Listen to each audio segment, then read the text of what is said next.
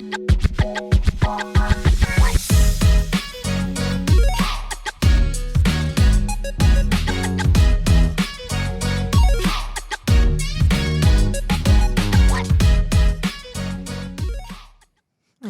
what's going on, y'all? It's episode 26 of the Merce and Nurse Show. Yay, even number. Even number, y'all. How are y'all doing? Hope everyone's doing great. Just got off a 72-hour work weekend. I feel wonderful after a nice shower. You know how it is. You get back and you just take off your shoes and you're like, I've been in these shoes for 13 hours and you just smell it. And to be off on a Monday. That's awesome. Well, I still got to go back to work tomorrow. You work tomorrow? I have a class, remember? Oh. Yeah. But at least you're not there all day. It's half a day, though. But yeah. A man but you get paid for it. So. A man comparing taking off his shoes is like a woman saying taking off her bra after a long shift. Just let them. It's the feeling of Well, this little episode, I wanted to kind of touch on some because as nurses, we have a lot of ethical dilemmas, right? Yes. Because we're supposed to uphold the ethics. Yes, that's right. Especially a nurse. Like we said, nurse is one of the most trusted profession out there. Yes.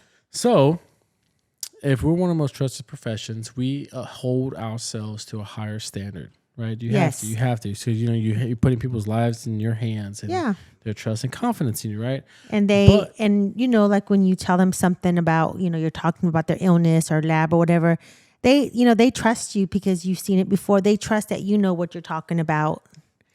Yeah, I'm like, I never told you like, hey, yeah, I've never done this before, but I'm gonna do it.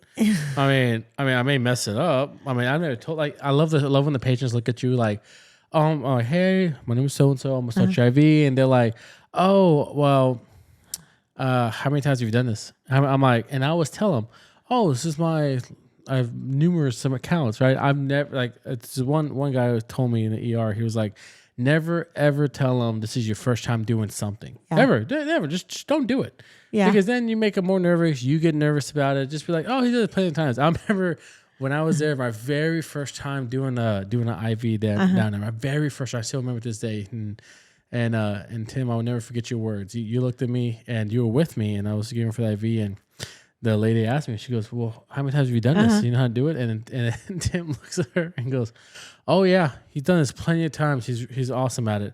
And in my head, I'm like, oh, thanks, Tim. But in my head, I'm like, you mother effer. Now You're going to set me up. I'm all shaking. Why is he shaking? Yeah, we got it, though. Yeah. But I mean, like, he talked you up. And you're supposed to talk up your fellow coworkers, right? Well, I'm gonna say the other day at the jail, I was doing blood, and this one guy go, "Have you done this before?" I said, "Nope, you're my first one," and I got it, huh? Because I wasn't really lying. I haven't done that much, so I was just going in blind. But now I know what you mean. Yeah. you should talk yourself up. Well, I mean, you talk yourself up. You also talk up your coworkers. You know what I mean? Yeah, especially like like change a shift or transferring a patient to somebody. You're like, hey, so you're getting admitted. This is your room number. We're gonna go right now, and your nurses can be so and so. And just like, hey, like they're really awesome. They're a good person. But like, you just kind of work them up. And so far it's been good. I'm just waiting for that one day the patient be like, you lied to me. I'm like, I'm sorry. I thought they were good. You're like, well, they're nice to me, but what you do, you must have done something. Oh man, let me guess. Are you laying on the call light? But no. So the whole point of that is like the ethics involved, right? Yeah. And one of the biggest ones, out there, we want to talk about it right now. We want to just have not a full-on debate.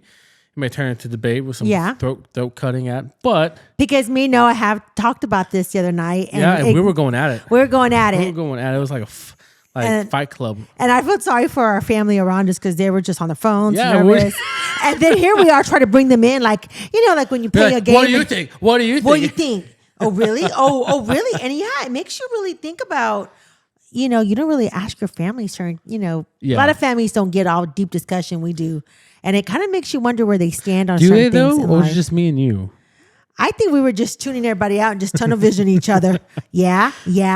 But so we're gonna talk about something that's nurses. It's ethical. It's up there. It's just so we know it's a physician assistant suicide. Yeah. PAS. Somebody know as I forgot what it's called. Everybody knows. Yeah, and y'all probably heard of this in the very beginning because of Dr. Kevorkian. He kind of brought this to light years ago.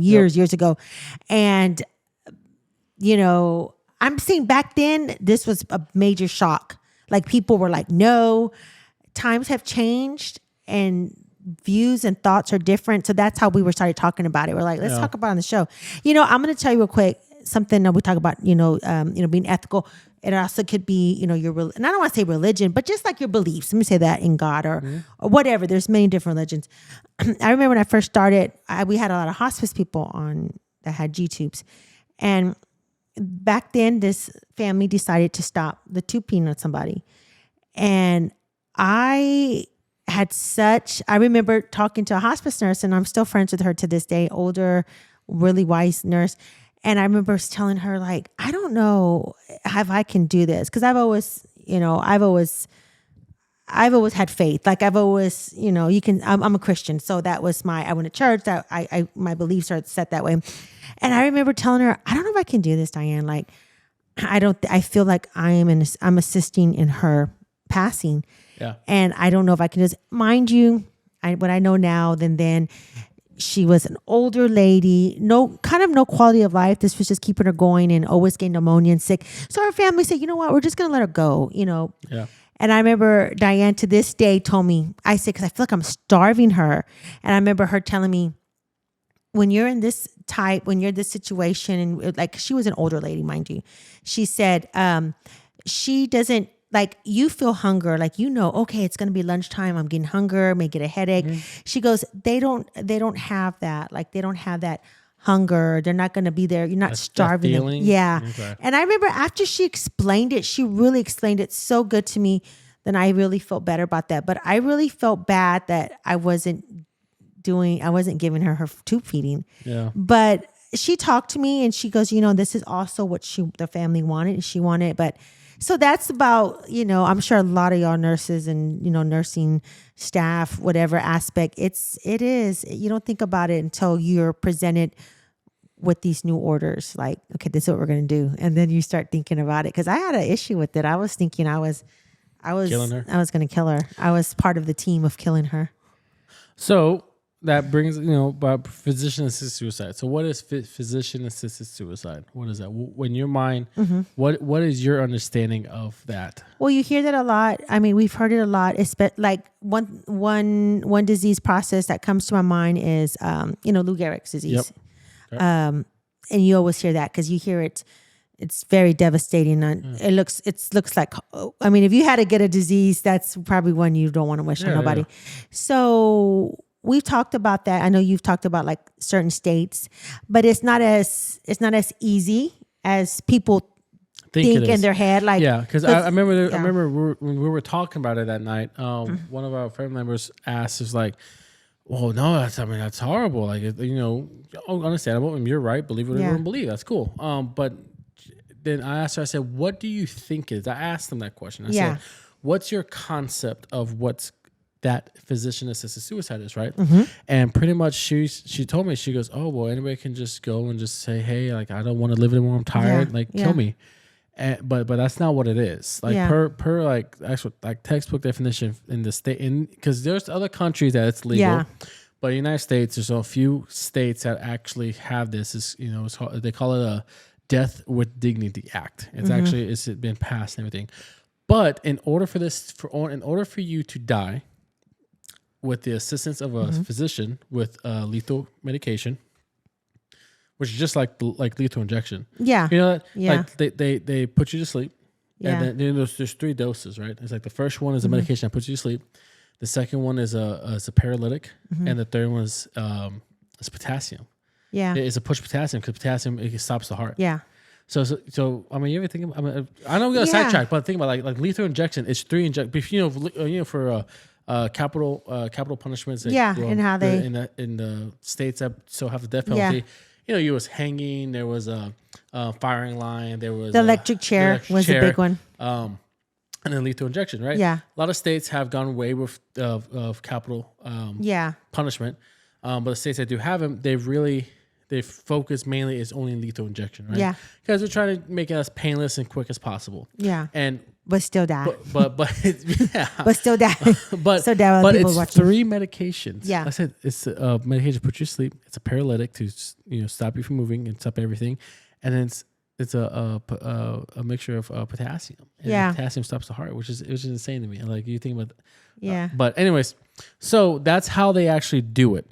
But in order for you to actually go through this, and get it done, you have to be dying within 6 months. Like you have to have a terminal illness Yeah. that within 6 months you are going to die.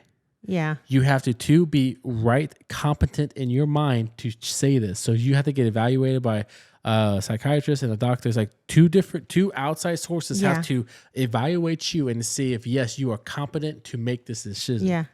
After that, there's some other little like stuff you got to trickle down. But the biggest thing is you have to be competent that yes, they know, yes, he can stand, he wants this. And 2, you have to be dying within 6 months. Yeah. You have to have a terminal illness that has a 0% chance of you ever getting better. Yeah. Because the whole purpose of what the argument is from the side is saying we want people to have the right to choose how they die, and that's what they call it, death with dignity. Because like some of these diseases, Yeah. it's so debilitating. Debilitating. Yeah. Debilitating. It's so much that you're in the hospital bed. Yeah. You're either barely living. Pissing, pooping on yourself. I mean, unless you got Foley, if you don't. Well, let's just use the Lou Gehrig's disease as an Okay. example. Basically you're just getting paralyzed, but you're still in your right, most of them you're in your right mind. You don't get them like disease when you're like 80s. Yeah. And like, we were saying some of these stories we've heard, I see some of them and, they seem to have like good family support, kind of have money. But what about the other ones that you got to work? It's your dad. Exactly. What do you do? Let's just take, for example, God forbid, your dad got sick with cancer, right? Yeah. You were with him through the treatments. You saw how his body was failing. It was shriveling up. He was losing who he was, right? Yeah. Now, imagine, like we say that to like, imagine that person now, are you going to put him in a home? You can if you have the money for that. Yeah. If not, most people, you take care of your own, right? Yeah. And, now you're having to miss work or stop working or find a way to take care of them. Not just take care of them. Now, instead of you doing your sorry for those listening. Now for when you are doing your everyday ADLs, right? Activities daily living. Yeah. It's not just you're worried about. Now you are doing all your stuff for you to live. Yeah. Now all of their stuff. Not to mention medication, not to mention bathing, restroom, bathroom needs, feeding, pain control. I mean, there's doctor appointments. Exactly. And then also, do you have the money to get a specialized vehicle? Do you have the money to actually take care of them at home? You know what I mean? And then, God forbid, now they go to the hospital because they get sick. They get an infection, a UTI, something else. Yeah. And now it's a pile upon pile upon pile of stuff that happens. Yeah. Do you have the money? And to me, I've always told this to everybody, I don't want to be kept alive by machines. I don't. Because one, I've seen it, and I don't think that's any quality of life. And I don't want to put my family through that hassle and that burden of taking care of me. And, and having to also, I think financially, because, we're not rich. Now I'm putting my family, my kids in debt now with medical bills. And people are like, oh, well, that's the interest one. Well, yes, you know what? That's not what I'm talking about. Yeah. Okay, that's a whole nother story. Yeah. I'm talking about, yes, we can be mad, oh, what's insurance this, and they cost too much, and healthcare sucks. Yeah. Whatever. You cry all you want. Yeah. The truth of the matter is, if I get sick, I'm going to have a bill. Yep. And that's it, period. There ain't no whining or bitching about it's going to change that. Yeah, because that 20%, even if your insurance, it adds up. Especially for like a long-term do you remember when Grandpa was in Methodist? How much they charged him? Yeah, because he would have to go for like a week, like let's just say 4 nights, 5 days. Yeah. One time, his very first bill was like over $83,000. That's what I'm saying. Yeah, exactly. And especially those who don't have insurance now, what are they going to do? Yeah. You put them in debt, and that's just a burden that I can't see myself doing for my family, right? And so coming back to the physician assisted suicide, these people who are, are at that stage, like they know, hey, I'm dying. Yeah. And I know that this disease that I have, it's going to make me either a vegetable. It's going to make me zero. I can do anything for myself. And I'm going to be a burden on my family. Yeah. And so, that's why I call it death with dignity, because they're choosing, hey, you know what? I'm not, yes, I'm speeding up the process, but instead of me dying on the tubes, asleep, never see my family, at least I can, be in a room with them, everyone with me. I talk to them, I say my goodbyes, and then I go at my own terms, at my own time with my family. Yeah. And so that's why I think, that, it's physicians. So I'm like, you know what? I believe if you meet the terms, if you actually have this, I mean, why not? I think why not, right? But how does that work with when you have these ethics? Because what's the number one thing that we nurses we abide by? Do no harm, right? Yeah, Well, yes. We have a code that basically you're gonna, and so then that kind of goes to my side because. Like I said, I don't know if it's more like the generation now because things are so different than like years ago when you would hear Dr. Kevorkian. He had so many nicknames, Dr. Death. I always call him that. Dr. Death. Dr. Death and this and this. And you heard every once in a while, with the media, a news story, you would read it in the paper and it was like, what? How dare he? How appalling. So like I said, I don't know if it's just my age or the way I believe, but I, on the other hand, think, and this goes with my Christian views.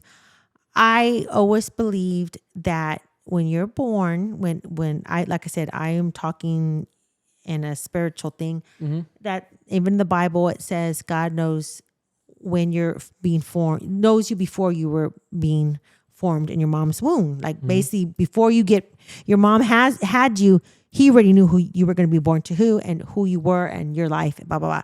So I always believe there's a start, like, born and a death. And I know I did a study one time and it was like, I was born 1975 and there's always a dash and then it's waiting for my death. So I think. A study what? Like you were saying you did a study, but you just said that. Oh, I know you're talking about the study. Yeah. No, I'm sorry. I mean, I did this Bible study one time. Yes, and I'm sorry. That's what I'm talking about. And it was about that. It says you don't choose. He said you don't choose your birth year. Yeah. And you don't on a tombstone, right? The first number is your birth year. The second number is the year you died, death, right? You don't choose those two numbers. No. They're already predated. Yes. But he said what you do choose, what you do affect is that dash in between, right? That's what, so I remember doing that. It was like a Bible study we did. And I personally just believe like, and this is me, I don't believe in suicide. So personally, I think that suicide just by when you hear suicide, you think hanging, gunshot, wound to your head. I think that God already knew when you were born, let's just say like, some of these are people like, I'm just whoever. God knew, like, he knew my dad was going to get cancer at this age. He knew what he was going to go through. He knew he was going to get healed. Everyone has a story. And I don't personally believe that we have the right to decide when we're going to die. That's a God thing. So, but then, like I said, I do see what Noah says. We all see it because I'm not saying my dad passed away, but it is very heavily financially. Everyone pitched in where we could for gas money here, just here, mom, here's some money, just go out and eat. Or it was, it was crazy. But that's just how I believe. And I know some people, that's how they believe also. I know, but like I said, I know a lot of people they say, well, it's their life. It's not yours. And I know we answer to God individually, not in pairs, but that's just what I feel. And then we started getting into a debate. Like, I hope you know, like when we actually talked about this, we were like yelling at each other. We were yelling, like we're calm now, but we were yelling because I was throwing in a lot of scripture, like, well, this is what God says. And this, because I remember telling Noah, I would, in my belief in God, I would just believe that God would work it out, that doors would open, financial situations would fix themselves, things would go, and God would find a way. And that's one thing about being a Christian. You struggle a lot, but it's like God is always there to fix it and to open a door, put a stepping stone, but you never see it until you stop and look back and you're like, okay, I jumped these 5 stones. Let's see what else. That's the thing. So that's what I just believe in, seeing my dad, that, and there's miracles with him, the financial, the doctors, everything. Yes, it was a struggle, but I think it makes you stronger. It makes a family very stronger together after it. But that's just my opinion. I don't know. Like I said, and I'm going to stick to that. And my husband got sick, and he also knows God. He wouldn't even think about that. But even if he did, I would really be against it. I would be like, who are you to decide when you're going to die? And this is just life. Life is hard.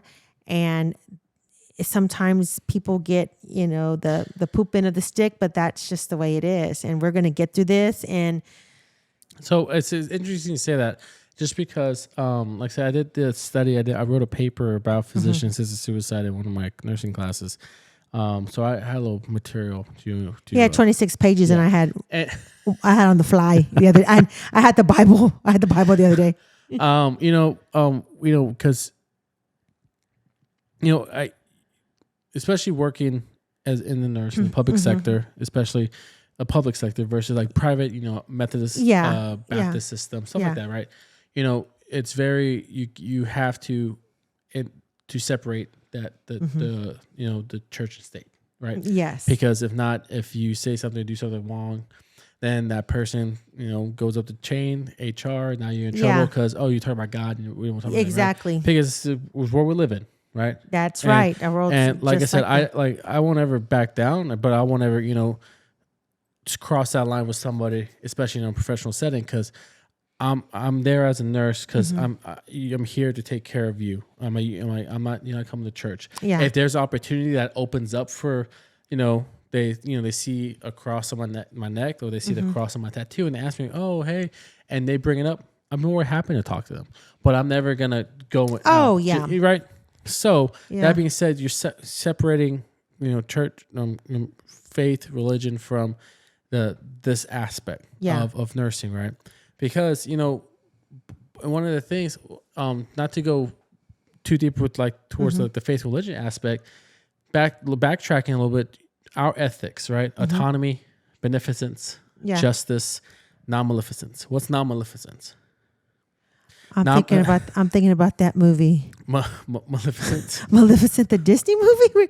We're talking about Disney. Non-maleficence is in nursing where we minimize all harm as possible. We do no harm. That's what it means. Do no harm, right?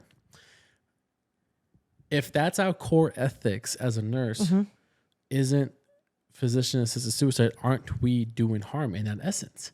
And that goes to the same aspect as doctors, because when they take their Hippocratic oath, it says do no harm. They literally say do no harm.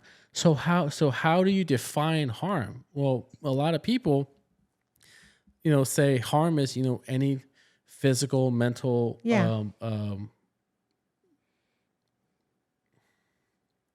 harm to the patient, right? So if I'm gonna physically give you a medication that I know is gonna harm you, meaning it's gonna kill you, I'm breaking my own oath as a physician. As a nurse, and aiding in that, because the nurse. Okay, so before we get any further, the prescription is actual prescription. The patient actually is given this prescription, and they take it when they're ready. You know that? So they don't actually. So in one of the places in, I think it's California or Washington, that have this, they actually get once they cross all the hoops that yes they're gonna die, or yes they're competent, they get an actual prescription, and it's like it's not like a cyanide pill, but it's the same concept. Like they choose their time and place of doing it, but in that being said, yes, the nurse is not right there like, all right, I'm gonna start the IV on you and I'm gonna get this thing going, right? No, but but still, they're still a part of it because there still has to be a nurse, there has to be a doctor, and people, in the art in the study, they're saying like, how do you in your own beliefs, your own ethics deal with that? Because you swore an oath, you have a belief that I'm not gonna harm nobody, but what I'm doing is not harming them. But then that opens a whole nother can of worms because what's IVs? Yeah. What's a Foley? What's doing what's an NG tube? Because sometimes because sometimes you do hear crazy stories too. I've heard, and I always think like those people got to make Christians look bad. I've heard stories where I just heard one a while back where the parents didn't take this little boy. He must have been maybe 7 to the doctor. He had it could have been with some antibiotics, maybe taken care of. I don't know what it was. A preventable. It was something. It was a preventable death. And they just prayed over him. And okay, now I get that, and that's crazy. Like God made medicine. God made doctor. I get that. Like to me, yes, that is murder. But I personally, I wouldn't assist in any of that. I wouldn't. And I just wouldn't, because I feel like I know what I believe. If I didn't know, but I do know. I mean, my belief, I do know that it's wrong, and I don't want no part of that. But there's plenty of people that will fill my place. Yeah. But I personally wouldn't. Okay. So then, like, you look, okay, so this person, instead, back to the debate, it's like, if a person wants to kill himself, they're going to kill himself. Exactly. They're going to do it. Yeah. So why not, if they are going to die, if they are sick, why not at least make that a little bit, the last suffering a little bit easier? You know what I mean? That's all I'm saying is so like one of the articles that I was reading said that he wanted to die. He had stage 4 cancer that I forgot what it was, but it pretty much infected top to toe. He had at least 3 or 4 months left to live. He started losing his sight. He started losing his ability to hold his bowels in. It was really bad, right? And so he wanted to die, but he lived in a place where they did not have anything like that.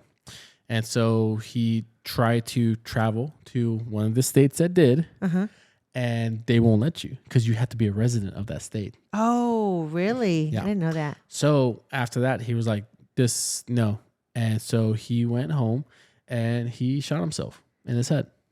And so his family found him like that. So now you have the aspect of this man was going to die. He wanted to die. He was going to die regardless. He was going to find a way, right? So now that family wasn't with him at the end. That family, now think about the trauma that they have mentally by seeing what they saw. And now they never got to say the goodbyes. And see that's where the what ifs. Like that's where all this what ifs. You know what I'm saying? I'm not saying. I'm sorry. I'm not trying to change your thought. And but you're just saying it in a perspective like that. A perspective. And my thing is, basically, if he would have had that prescription, it was still suicide, but it was going to be prettier. And I'm just being blunt than the suicide he did. It was prettier. He would have been with family. I know, but to me, it's still. He's choosing to die. Oh, but see, that's why you gotta be careful because especially in this world, in this nursing world, now you bring in your religion into the aspect of this, which is like I said, that's cool. That's your right as an American to do. Yeah, and I'm glad in America we still, because you see a lot of lawsuits and certain nurses don't want to participate in this Like care of a certain people. Yeah, or like abortion. Yes. Things, I mean, but I'm just saying, and I'm glad America still kind of will hear your case with things like that. But I just like I said, I just think like I go there and just being blunt, life is hard as it is.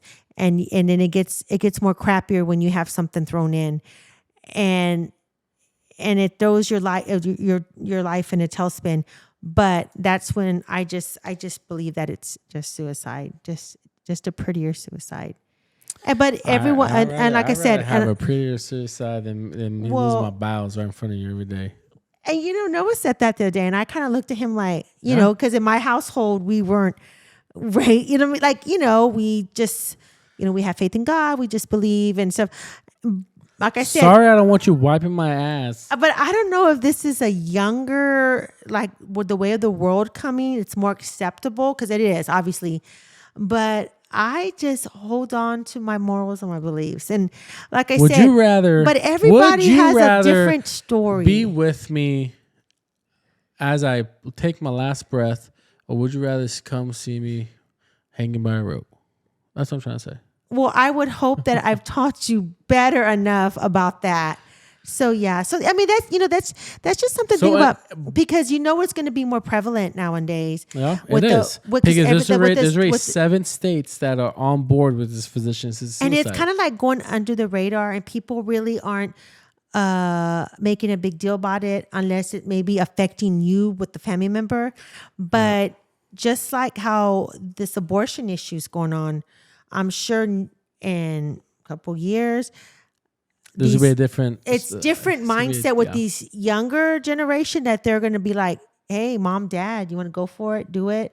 So I'm sure, y'all just, kind of keep your eyes open. You'll probably after this podcast, you'll start seeing, like an article, of things around the world. And I don't know if anywhere, I know like Sweden, like all those countries, Sweden, I remember hearing that they do that over there. And Norway. That's kind of the norm over there. But those places, you don't have to have like criteria. No, you don't. I saw a story. It was interesting. A lady had Alzheimer's. Now, it wasn't the type like I took care of that like at a facility. She knew she had it. And she made a certain date, I guess, before she got worse. But she was still walking, talking, yes, forgetful. And I remember, and they showed, it was like a little apartment. They had her set up.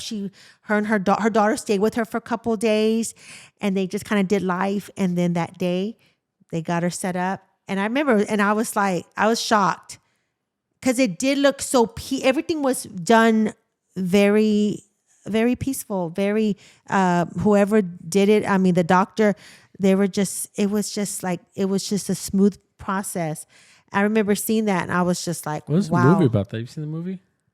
It's about the guy's like paraplegic, and then he falls in love with his caretaker. Yes. But he went through it towards the end. I read the book. Yes, that was a good movie. That movie. That is. I forgot the name of the movie. Well, I will think of it next time. We'll say it. Yeah. It's a book. It was a book, and then and they kind of fell in love. But he wanted her, and then he did it right. I mean, his parents also knew, right? There was a certain date that he decided, and oh my God, it is such a good movie. And he just. Because he had an accident, and she kind of let him. It was like a play. Me Before You. Yeah, me before you. And so in it, she kind of lived life for a little bit with him, like she was trying to change his mind. Yes, so he wouldn't have. But to. Ultimately, he said, he's still gonna do it. Yeah. But anyways, that is a good movie. I need to watch that. It's good. It's really good. But I'm gonna say that's just the ethical the debate that's out there. It's like because we get our morals and values from family, friends, from or religion. Also a lot of them too. Like I've seen lately, you can be in a certain family, and then you go away to college and you experience different things and different cultures and different rallies and protests. And I've seen a lot of kids go flip from A to B like real quick. Yeah. So a lot of social influence too. But like I said, that's what I say. Like you're the per psychiatry, like it talks about how you get your morals and values. Yeah. You get it from how you grew up, your family, your friends, church, outside sources is always changing and molding you. Always. It always is. It's just if you're gonna, you find out what's your choice of what's right and wrong, and you have to live with that. Yeah, and so there's so many debates: the abortion, the assisted death. Yeah, those dang assisted living centers. We got to end them right now. Close them down. What do you call it when a corporal punishment? Corporal punishment. Yep, that's what's called corporal punishment. Yeah, because a lot. I remember there for a while they had the company that made the solution. Yeah. It apparently, so when, I don't know if they had to stop them for a while because when they would inject them, I think it was pain, something would happen. They weren't, I don't know, as strong, and they like literally suffered, until they died. But like I said, if that's you, because I don't know if y'all know, but if someone does get the death penalty, families are invited to watch them pass. So to the family, it's probably like good, but there's always ethics behind everything. There is, So, but that's the thing. In all that we do, especially nursing, there's always ethics involved, and it always will be ethics involved. And ethics is always. Did you cut yourself? yeah, I just cut myself right on. Oh my God! But Took a scab off. But I'm a picker. but I'm like, no matter what you do, especially as nurses, you're gonna always be involved in some ethics. Yes. Ethical, and that's why they have this ethics committee. When there's cases that Yes. come that it gets just like I don't know what to do. Like either one people want these persons to pass, these ones don't, or this family don't want to do treatment versus. I mean, That's right. That's what the ethics committee's for, because they bring in both sides of the story and they both. And then you know what? That's interesting. I'm gonna have to look into that because I wonder like what people are on the panel. There was a major story. This was like I think like England, Britain, one of those, and this little boy had like I don't know how he became whatever, but the hospital was like, okay, that's enough. We're going to pull the plug, and the family fought, and they went to ethics committee, and they said no, we're pulling the plug. And I remember as a mom, I was like, well, what gives them the right to do that? So that goes into something else too, because I was like pissed. Like regardless of that little boy, I mean, it doesn't matter. Like I would thought, who gives you the right to tell him to turn off? So there's a lot of those. But that's where the ethics committee come in. Like they take a step out from outside of the parents' view and outside of they're not biased. You know what I mean? I know, but I'm just saying that I'm just curious. What are those people's backgrounds? I'm just curious. Like, well, a lot of them are like nurses and doctors, right? I know, but like when you get down to it, what are their beliefs? Like, regardless if they say, "Oh no, this," but it's like the Supreme Court. It's like when they you hear cases like I guess one of the biggest one like everybody knows is about years ago when that baker did not want to make a cake for a gay couple wedding, and they basically went bankrupt, and the baker took it to the Supreme Court and he won.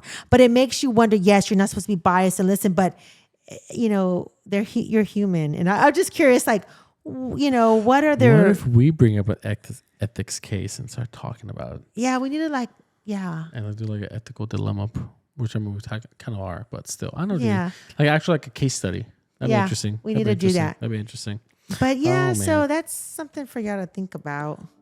Well, I mean, just saying it's out there. I mean, I know, a lot of time it's just taboo. Nobody really talks about it. Yeah, but like I said, I'm sure in this day and age, you're going to start hearing it, especially with so many. We need safe spaces. We need this. We need this. This is I'm sure we're gonna start hearing about this. I would like a safe space, Mom. When in ER, when there's 3 people yelling at me, I would like to just go outside and just be away for like 2 minutes. I just want to go into a cell. I want to go to the padded room sometimes and just lay on a mattress and just let me sleep for a little bit. I'm like, man, this is what it feels like. I need to do this more often. I know this is kind of, but we have 2. It's called M1, M2, and they're medical room 1 and 2. And they're like, we get a lot of people that come off of drugs that they need to go in there for self-harm. So it's just it's a padded room, even though like it's hard, but you can, anyways. So they have a little drain in the middle, and that's where you do everything. And now there is a flush, but you got to tell the officer because it's all keeping you safe, right? Anyways, I was helping this man. I was repositioning him, and he's an older man, but old people do things. Okay, they're not just innocent because they're old. And I carry a little pen protector, like a pouch. This girl gave me, and it was in my pocket. And I'm trying to help him, and it falls out. And the officer's like, "Watch your pins!"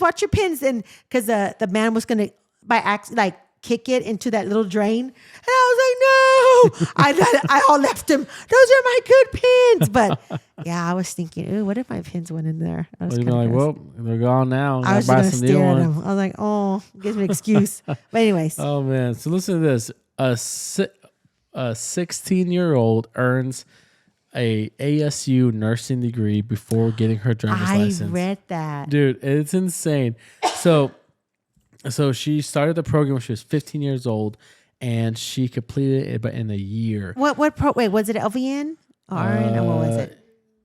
I read that. I saw the top. Because so there's she no work? way she did it within 2 years. I mean, because a BSN program is, I mean, without having you 2 years of prereqs. Because the LVN is roughly a year. Yeah, so I think it's the LVN. You think is she able to work? Okay, so I was looking at that. So if she wants to get technical with this, I pulled up the Arizona Board of Nursing website and went to their requirements. All it says, you have to have completed a board-approved nurse program, pass the NCLEX, and have either graduated from a nursing program within 5 years, or hold a diploma and blah blah blah blah. But that's it, and just be a citizen. It never said, and I looked through this maybe like good 20, 30 minutes looking through the requirements for the Arizona Board of Nursing, and it never states anywhere about an age limit. That was crazy. States. But while Googling other places on the internet, everything's saying 18 years old, which I mean, I would hope 18 years old. Can you imagine? You're sitting there. Sorry. Can you imagine you're sitting there? You're in a hospital. You're with your daughter, 10 years old, 12 years old, and then your nurse comes in and she's like, "Hey, we go to school together." We're like, "What?" Or not just that. I'm like, "Hey, I'm your nurse. I'm gonna help deliver your baby." Or I laugh because I saw this young girl. I went, school shopping this weekend. I mean, not school shopping, but it was tax-free weekend, and I was out the stores, and I saw we're at Academy Pain, and these two teenagers were with their mom, and the girls walking, and how they make fun of them on TikTok, like they're always doing something. And she was doing that. Can you imagine if you're like all sick and she's walking like, and she's doing dances, and you're like, "What are you doing?" Well, I mean, you've seen the TikToks of the nurses doing like actual like TikToks in their scrubs at work. Yeah, and can you imagine you're right there, you're holding your IV pole, and you're just like, you come out like, what the hell? I know. Or you're on the light. Why is it taking this long? I've seen TikTok like that, and they're out there. Hold on, let them finish their dance. But yeah, that's awesome. I mean, just think if she keeps going on and on. She'd be an RN by 18. You be thinking they're like, "Hey, when you go take your license, all right, Mom, can you drop me off? I have to go to work, Mom. Can you pick me up? I need consent for this." That is crazy. Yeah. She must be one smart girl. One smart little cookie. Yep. That is well, crazy. That's all we really got for today. I don't have a quote for y'all. I don't have no motivation. You know what? I do. Something. I do. I read this in a little passage. I'm like, because when I go to work in the morning, I sit in my truck for about 10 minutes and, cry. I don't know if I want this job. No, I read a devotional, and I read my a little study, men's study thing from my grandma Bobby for my faith, and it said the main topic was God knows you, right? And this whole talking about just like we think that we do stuff to show God, hey, I'm trying my best, I'm doing this, and He knows that. But then there's times where we may think that, hey, I'm not, I'm just gonna do this one thing. I'm just gonna do this because God doesn't know, right? But like for God being all knowing, like you talked about earlier, He knows all. And the passage it says, God knows who you are on Sunday morning and on Friday night. I know, I like that. And He's still, I need to finish. I feel awkward now. I feel awkward, guys. God knows, I know I'm taking my time, but I want y'all to listen. God knows who you are on Sunday morning and who you are that Friday night. And He still loves you the same. So yeah, because when you said that, my youngest had picked up his ice chest Friday night, and he goes, "Yep, he knows how I was." So, but I like that. Yeah, Oh man. Well, anyways, y'all, I want to thank y'all for joining us. Thank you for those who still listen to us. Like you guys. Said, we are coming close to 1,000 downloads. You know that? Yes. No, you don't. She don't know that. I just told her right now. She's lying to you. You shouldn't lie. I was looking on my phone for the notes, and Noah was like, "Oh, I didn't send them to you." So sorry that no. I gave her a week ago what we're going to talk about. I said you should get some notes ready for what we're going to talk about. All I know is we did a preview talk the other day at dinner, and I'm glad we got all the yelling out of the way because we were going off. Okay. I mean, you thought I was a Southern Baptist preacher. The Lord said, and this Jeremiah and Matthew, and I was throwing scriptures, and we were like trying to get each other's point across. It was crazy. You know how we started on that conversation? We started because we started talking about aliens. Because you know how the government said that, hey, yes, UFOs are real, like aliens are real, like they and now the whistleblowers came and say that. Now there's documentation and stuff. Well, yeah, it's all been documented. So when it's all been true. They just finally released. So when Noah said that, I said this. Doesn't say it in the Bible there was aliens, and that's how it started. And then we started going. So it started on aliens. That's a whole nother debate for a whole nother time. It got pretty bad. Why? So you telling me because it's not in the Bible, it didn't happen? I don't believe in it. I don't believe Noah said, okay, check to elephants, check to aliens, check. I don't believe it. I said they're probably demons. But why would Noah be checking them off if they're aliens are not from this world?